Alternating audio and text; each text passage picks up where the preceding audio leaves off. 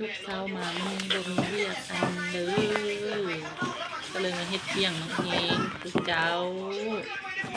สบายดีลูกค้าเด้อประมาณนี้จะมาเฮ็ดเปียงน้องเฮงให้ทุกคนเบิ่งเนาะเก็บเอาอยู่สวนเองเลยแล้วแม่นเก็บเอาอยู่สวนของแม่ค้านี่เองและบ่ได้ซื้อเด้อลูกค้าเด้อถ้าลูกค้าเลื่อนมาเห็นคลิปนี้อย่าลืมกดไลค์กดแชร์วิดีโอนี้ออกไปให้แม่ค้าเด้อลูกค้าเด้อแล้ว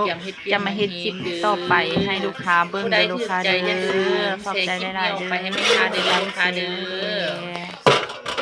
แล้วมาติดตามกันต่อไปยังอัดคลิปให้ทุกคนเบิ่งเด้อทุกคนเด้อ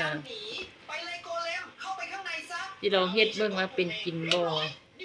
ลองเฮ็ดเองครั้งนี้เป็นครั้งแรกครั้งแรกแล้วก็จะมีครั้งต่อไปอีกเด้อทุกคนอย่าลืมฝากติดตามเด้อลูกสาวมาบ่มีเวียกอันเลยก็เลยมาเฮ็ดเปียงน้องเฮงสุดเจ้าเบิ่งเด้อเปียงน้องเฮงประมาณนี้มาเฮงนี่กะเก็บเอาอยู่สวนเองเลยบ่ได้ซื้อเด้อมีตะหมากงามเบิ่งไหมพี่เจ้าสิเอาเฮาเบิ่งไหมคอยน่าสิเกียมเฮ็ดเปียงมังเฮงเด้อผู้ใดถูกใจอย่าลืมแชร์คลิปนี้ออกไปให้แม่ค้าเด้อลูกค้าเด้อ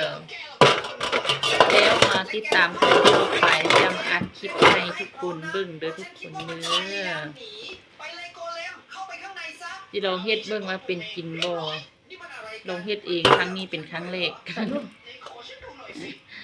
ครั้งแรกแล้วก็จะมีครั้งต่อไปอีกเด้อทุกคนอย่าลืมฝากติดตามเด้อ